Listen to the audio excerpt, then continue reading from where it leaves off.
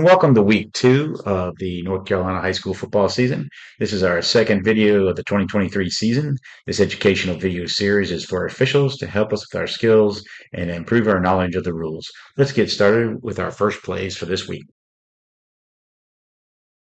So in our first video here, we're going to look at false start versus encroachment on defense. And we're going to look at Rule 7-1, which states the following.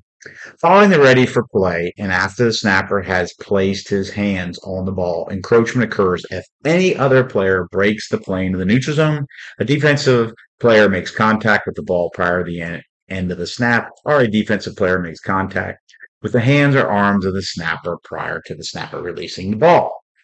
Article 7 here states that after the ball is ready for play and before the snap begins, no false start shall be made by any A player. It is a false start if a shift or feigned charge simulates action at the snap, any act is clearly intended to cause B to encroach, or any A player on his line between the snapper and the player on the end of the line after moving have placed a hand or hands on or near the ground, moves his hand or hands, or makes any quick movement. Article A states, if a false start causes B to encroach, only the false start is penalized. On our play, we're going to focus on Article 7 regarding a shift or feigned charge simulates action at the snap or any act is clearly intended to cause B to encroach.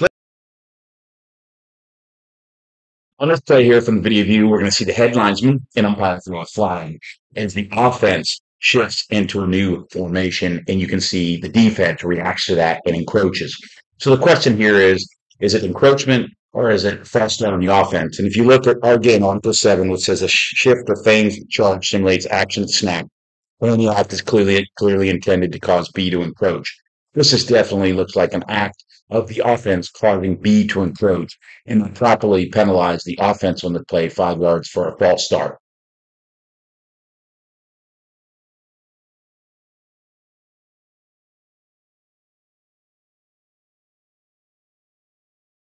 Next play here, we're going to look at a running play. We're looking at forward progress, and we see the runner come out here, and he comes out to about the 36-yard line. He goes down right there inside the circle. It looks like he's at the 36 down from this video. And then we can see where the 35-yard line of the first down is. And we can see the line judge come up and give him the spot of the 35. Now, this is not a huge deal probably in this game, as this is early in the game. But what we want to keep in mind here is we want to give the runner what they earn and when they're down. They don't get the slide. So sometimes forward progress spots can be difficult. But we need to look at when this runner contacted the ground and not give them the additional yardage from a slide or a bounce the best we can. We're not going to be perfect on every play, but let's work on our forward progress spot. So here we have a punt play, and we're going to take a look at blocking below the waist on this play. So we're going to focus here a little bit downfield, but first we're going to take a look right here inside these circles. I have these 2 circles in here just to say, so when we're looking at our areas of responsibility on a punt play in our areas that we need to be focused on determining what position work, we also want to look for players that are coming to engage, opponents that are coming together.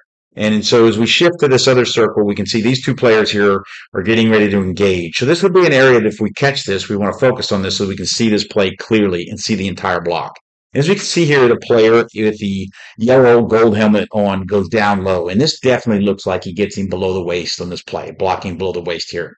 And I think if we had a flag on this play, on a block below the waist, obviously, I think it would definitely be supported by looking at this video.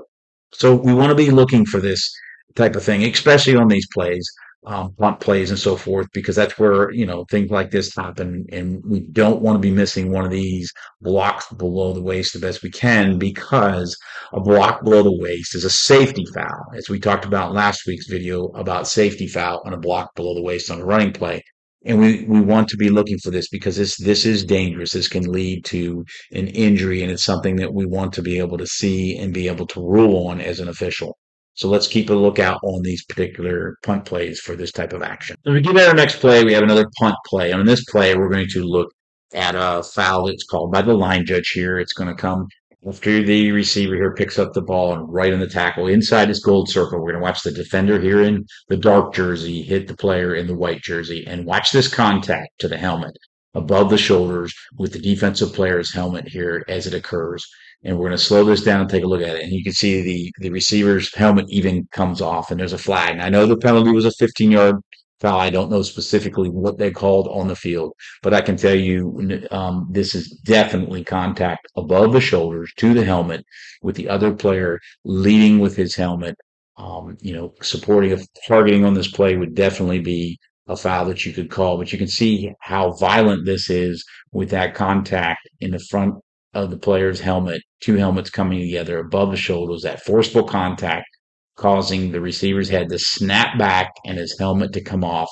And this is great job here for the line judge staying with the play, flagging this and getting this penalty, so that, because again, this is a safety foul and we hope to get all these on the field that we can when they occur. And you can just see how vicious this can be. Even though we have it slowed down, it still looks very forceful. So our next play here is our third punt play in a row. So if you haven't noticed, things tend to happen on punt plays. That's not always true. Things can happen on other plays, but we have three punt plays in a row. And we look inside the gold circle here. Notice how this is away from the ball. The ball's going to land down around the 10-yard line, and we're acting up around the 30-yard line. And it's important here. We're going to focus on two things. One, officiating your area and not everybody looking at the ball. Number two, notice how this action continues after the ball's dead. So this is good dead ball officiating here by this crew. As you can see, we have flags coming in and they catch this action. But it is so important that we focus in our areas and look for areas where we're going to have two players from the opposing teams engaging in this situation. If everybody is looking over at the ball, we could miss this. If we don't become good dead ball officials and we don't focus on the dead ball situation here, we could miss this whole action, and then we'd be looking at it in the video later wondering, why didn't we see it? Because we were looking at the ball. And this thing could have escalated even more. So it's a good thing we got this when we did, because you can see players wanting to come to defend their own teammate. And so there's a good job of the crew here to prevent any further action in this play. Our next play here, we're going to have a pass play on the line judge side of the field where the receiver catches the ball and then goes out of bounds. Or you could judge that maybe forward progress was stopped in bounds, or he did go out of bounds. Either way. But notice as our line judge comes up here and we see him inside the circle, and we see number one, it looks like he's looking potentially down. Now we want to keep an eye on the player, the opponent, who is in the white jersey here, the white pants laying on the ground. We want to make sure that we have good eyes focused out there, because he is in basically the other team's team box, and we want to keep an eye on that in case any type of action. But the other part here is, so now we got to determine, is this player inbounds or out of bounds? Or we're going to wind the clock or stop the clock. And notice we have given no signal. And so before the game, we meet with that clock operator and we give the clock operator specific instructions. And one of those instructions is you follow our lead, our signals.